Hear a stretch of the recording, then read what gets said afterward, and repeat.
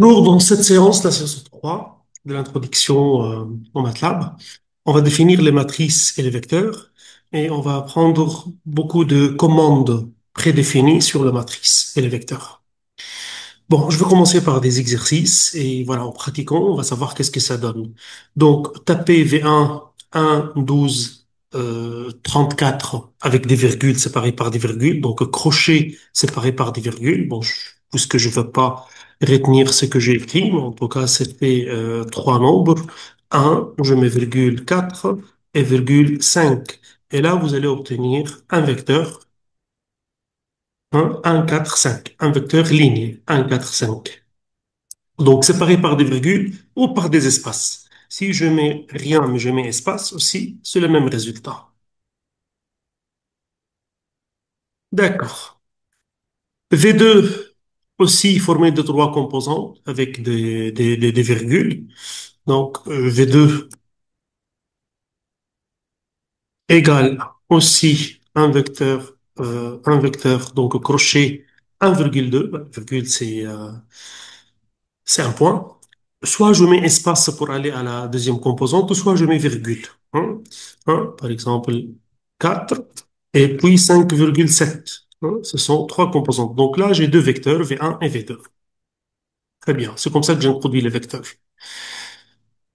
M1, c'est une matrice. Hein. M1, c'est une matrice.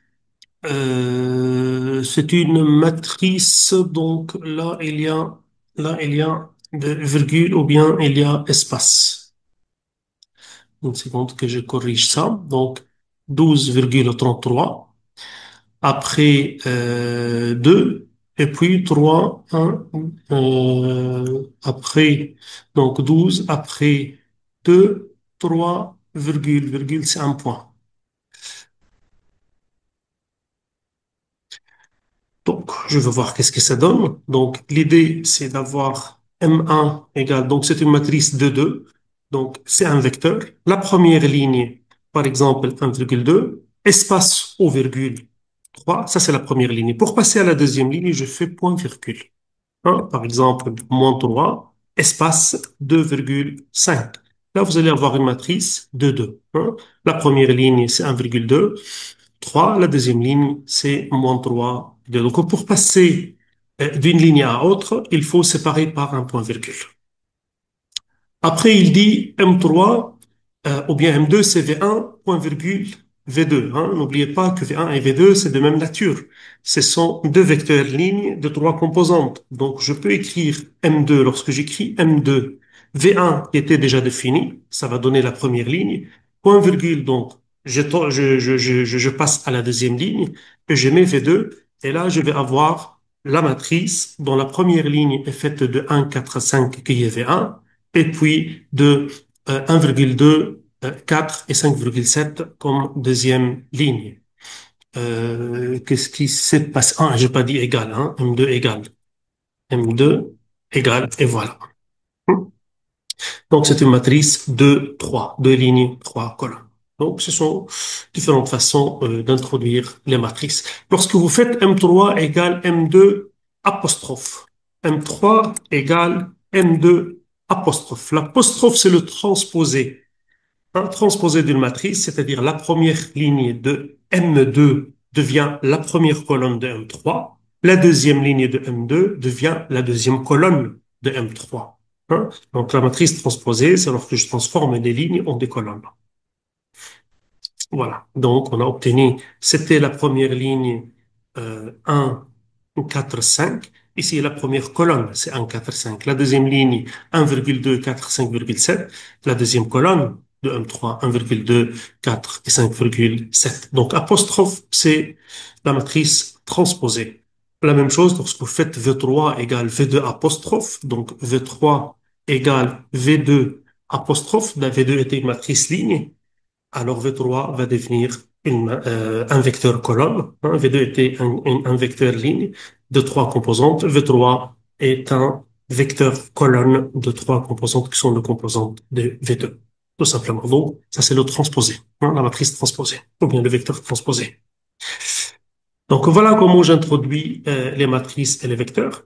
Maintenant, je vais introduire une matrice complexe je vais voir comment je passe à la matrice transposée. Par exemple, donc j'ai 1 plus i, j'ai 2, j'ai exponentielle i pi sur 4. Donc je vais écrire ça. Donc j'ai une ligne donc, qu'il a appelée W1. Donc W1 est égal à la ligne complexe 1 plus i, virgule 4, virgule, puisqu'il a introduit aussi, il a introduit exponentielle i pi sur 4. Donc exponentielle i étoile pi sur 4. Donc, qu'est-ce qu'il va me donner comme V1? Il m'a donné la matrice 1 plus i, 4 plus 0i, c'est la forme complexe, parce que c'était 4, et exponentielle 1 plus i, vous savez, exponentielle i pi sur 4, c'est racine de 2 sur 2, plus i, racine de 2 sur 2. Hein? C'est cosinus pi sur 4 plus i sinus pi sur 4. Donc, c'est 0,70, 71, 0,70, 71 i. Lorsque vous essayez de passer à la matrice transposée et vous dites V2 points, vous allez trouver que ça ne va pas marcher. Hein, ça ne va pas marcher. Parce que lorsque votre matrice est en format complexe, la matrice transposée, c'est point apostrophe, ce n'est plus apostrophe. Donc W3 égale W1. Et j'obtiens la matrice, je passe à la matrice transposée. Donc la matrice transposée, lorsque j'écris la matrice en format complexe, ça devient point apostrophe et non pas apostrophe.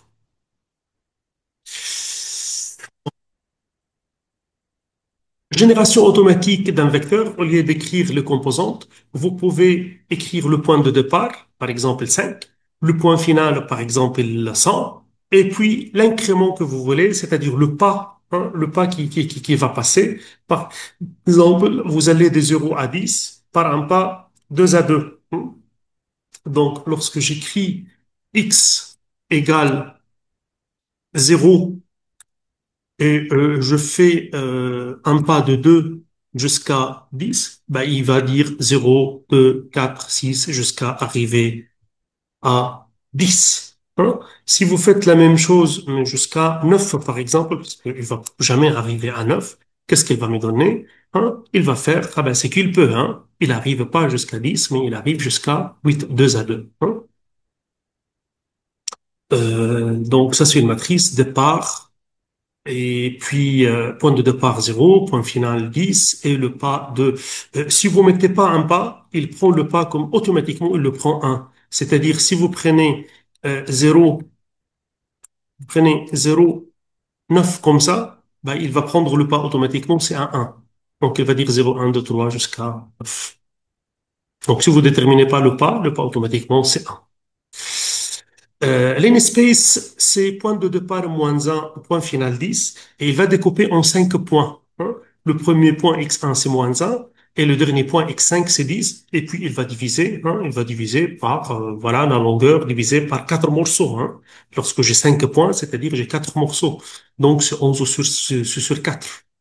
Regardez comment. Par exemple, y égale space, point de départ, je ne sais pas, moins un, point final 9, je vais couper par exemple en 8 points. Hein, en 8 points. Donc il va me donner, il y a point, il y a pas virgule, il y a point virgule. Ah non, mais j'avais écrit Z, c'est ça, j'ai écrit Z, c'est ça. Donc clean space, hein, il y a un Z ici. Je mal écrit.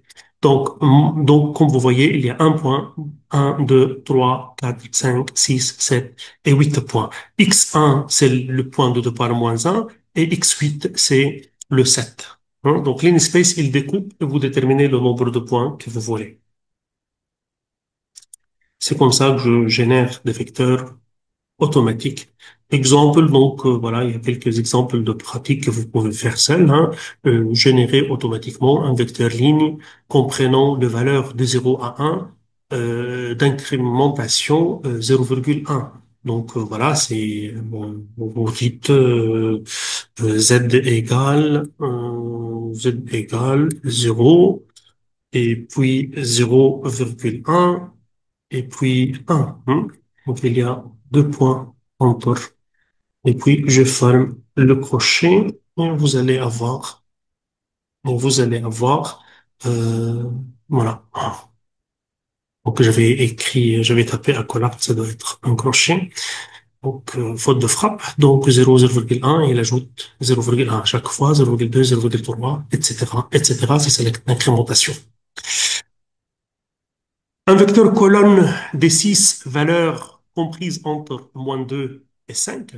Donc de moins 2 à 5, 6 valeurs, c'est linspace. C'est linspace de moins 1 à 5 et puis 6 points.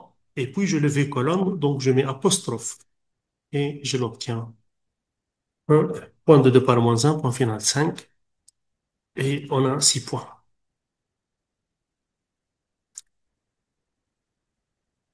La fonction linspace, c'est une fonction qui fait de pas linéaire, c'est-à-dire il ajoute une constante. Maintenant, le logspace, c'est pas linéaire, hein, c'est des pas mais qui sont pas linéaires. C'est des pas logarithmiques. Donc la fonction logspace dfn, comme linspace dfn, permet d'engendrer un vecteur ligne contenant une suite géométrique comprise entre 10 puissance d et 10 puissance f inclus. Hein. Donc, très utile pour, par exemple, tracer des graphes à échelle logarithmique. Hein. Lorsque j'ai des grandes valeurs, je passe à logspace pour utiliser une échelle, voilà, qu'on peut voir. Hein. Si vous avez, par exemple, je sais pas, une échelle 1 et puis 1000 et puis 5000, je ne sais pas, je passe à l'ordre de cette échelle. Par exemple, le log space 2, 4, 6, lorsque vous faites log space 2, 4, 6, ben, il va passer de 10 puissance 2 jusqu'à 10 puissance 4, hein, 10 puissance 2 jusqu'à 10 puissance 4, avec 6 points. Et dans ce cas-là, le pas, si vous voulez, le pas, c'est 10, voilà, je vais l'écrire ici, le pas entre les points, hein, le pas en général, c'est racine n-1, racine d'ordre n-1 de 10 puissance f sur 10 puissance a, c'est-à-dire 10 puissance f moins 1. Dans notre exemple, c'est racine cinquième, on a 6 points, de 10 puissance 4 moins 2, donc 10 puissance 2, hein, 10 puissance 4 sur 10 puissance 2. Donc c'est racine cinquième de 10 puissance 2. Ça, c'est le pas. Donc chaque nombre, c'est pas plus, c'est un pas géométrique, c'est pas linéaire. C'est-à-dire, si le premier point c'est un, le deuxième point c'est un multiplié par racine cinquième de 100. Le troisième point c'est 316,23 multiplié par racine cinquième de 100, ainsi de suite. Donc là, quand vous voyez 2, 4, 6, il dit c'est exponentielle 10 puissance 4 fois 10 puissance moins 2, hein? Fois l'étoile, c'est fois 10 puissance moins 2. C'est-à-dire, en réalité, c'est 10 puissance 2. Donc, c'est le 100. Hein. Donc là, n'oubliez pas, il y a ça. Hein. N'oubliez pas, ces nombres-là que vous voyez, ce nombre-là que vous voyez, ils sont tous multipliés par un exponentiel, c'est-à-dire 10 puissance 4 multiplié par 10 puissance 4 multiplié par 10 puissance moins 2, ben c'est 100. 10 puissance 4 multiplié par 0,0316, ben c'est 0, c'est 316,23, ainsi de suite. Donc ça, c'est des pas géométriques. Donc chaque valeur est multipliée par environ 3,16, qui est racine cinquième de 10 puissance 4 sur 10 puissance 2.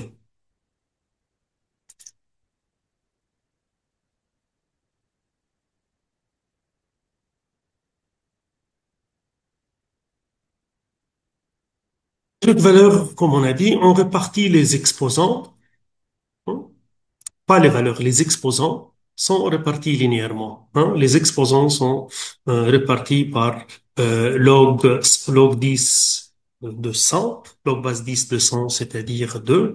Hein, est-ce que je peux écrire?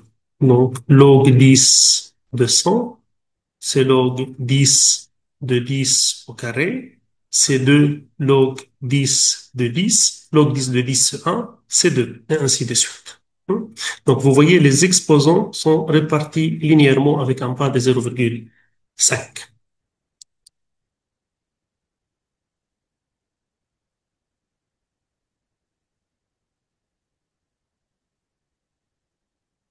Lorsqu'il dit taper log space, voilà, je vais l'écrire ça. Log space, log 10 2, log 10 16, 4 points.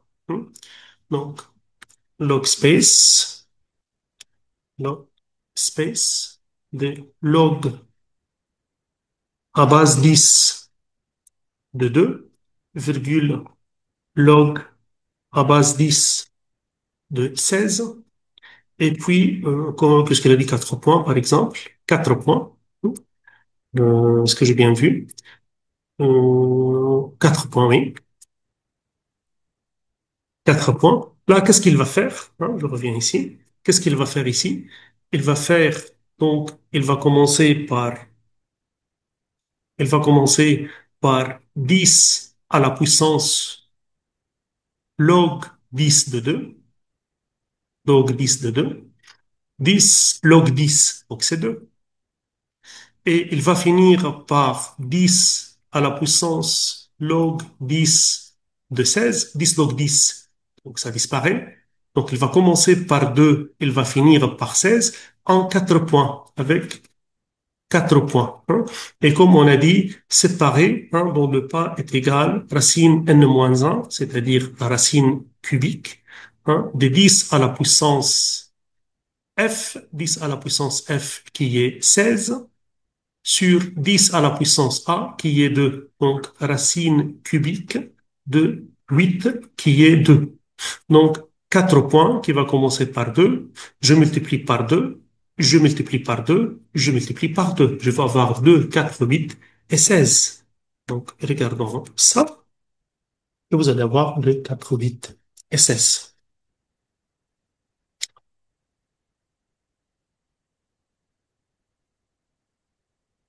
Les matrices prédéfinies, lorsque vous mettez matrice 0, lorsque vous écrivez 0 avec S, par exemple 3 2, qu'est-ce que vous allez obtenir? Vous allez obtenir une matrice de 3 lignes à 3 lignes et 2 colonnes, 3 lignes et 2 colonnes formées de 0. Lorsque vous écrivez 1, lorsque vous écrivez 1, 2, 3, c'est une matrice de lignes formée de 1, 3 colonnes. C'est ça. Lorsque vous écrivez random nm, random c'est un nombre aléatoire suivant une distribution uniforme sur l'intervalle 0,1. C'est-à-dire random, on va l'essayer, on va faire la différence entre random nm et random nnm, les autres qui sont de nombres aléatoires suivant une distribution normale. C'est-à-dire ici, il va vous donner une matrice aléatoire de n lignes m colonnes. Ici, il va vous donner une matrice aléatoire, mais dont le nombre sont entre 0 et 1, parce que la distribution est sur 0, 1.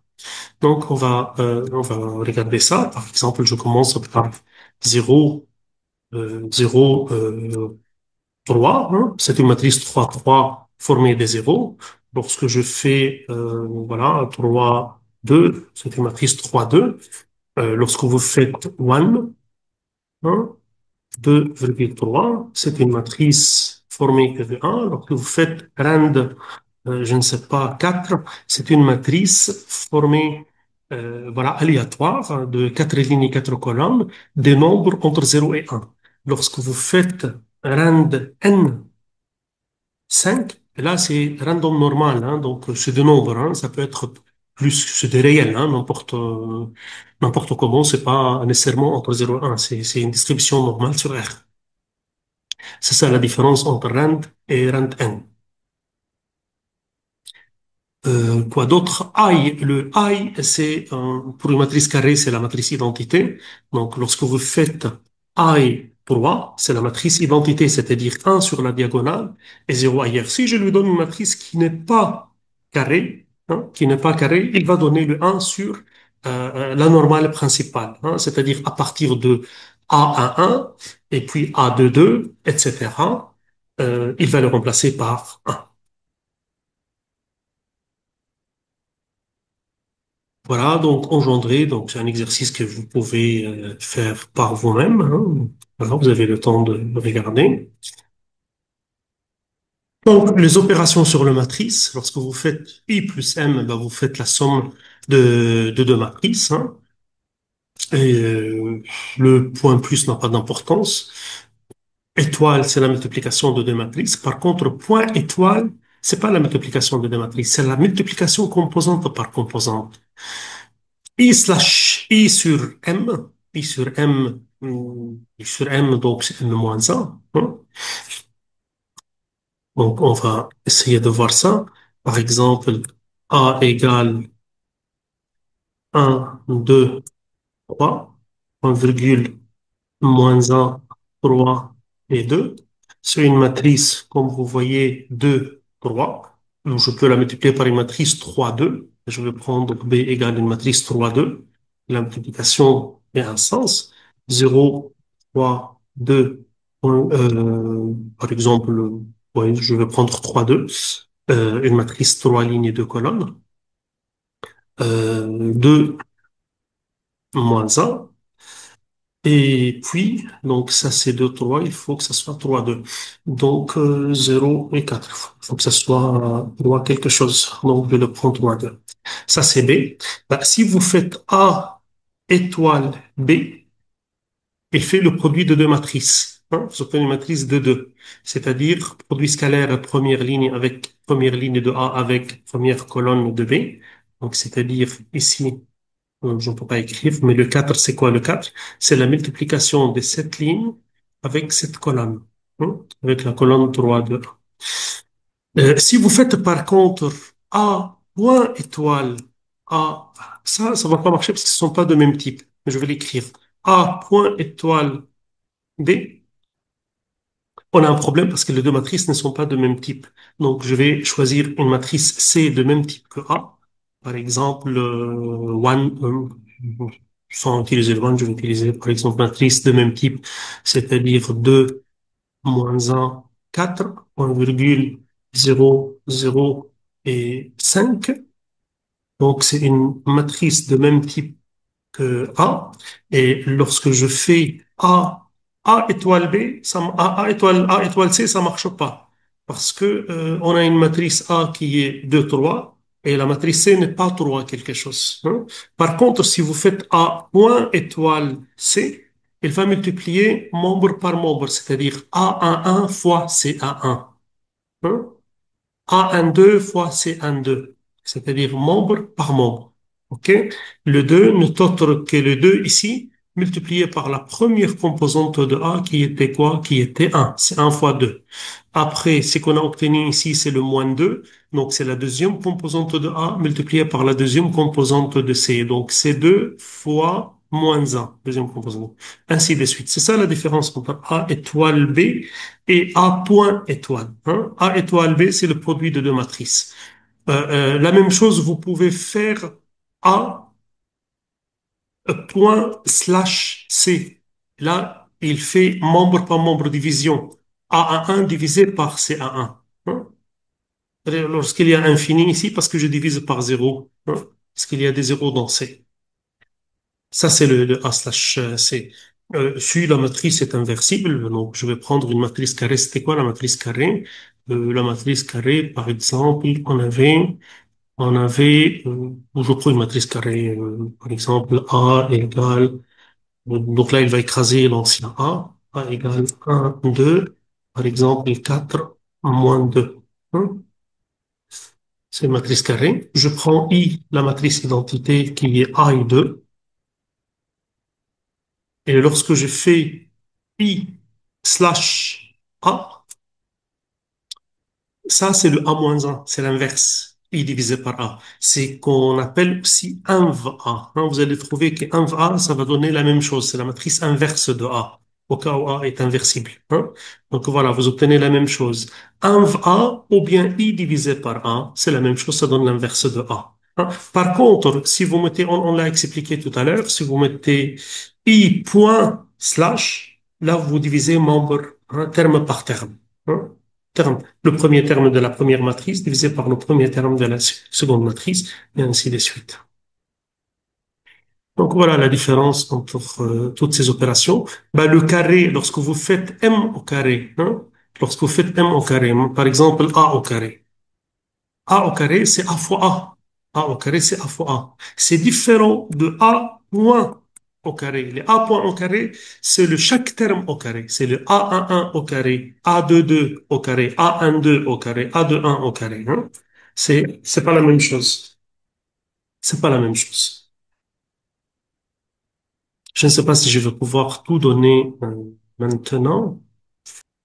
Dans cet exercice-là, utilisez les opérateurs matriciels pour calculer la norme d'un vecteur, la norme euclidienne, c'est-à-dire racine de A2 plus B2 plus C2. Ben, c'est très simple. Vous introduisez le vecteur V égale, par exemple, 1, 2 et 3. Donc, vous avez les vecteurs. Et la norme n n'est autre que la square, produit scalaire n'est autre que V multiplié par V transposé. Hein. Donc, V étoile, V apostrophe, et j'obtiens la norme euclidienne. Donc, je m'arrête là pour ne pas faire de vidéo trop longue et je continue les matrices et vecteurs dans une prochaine vidéo.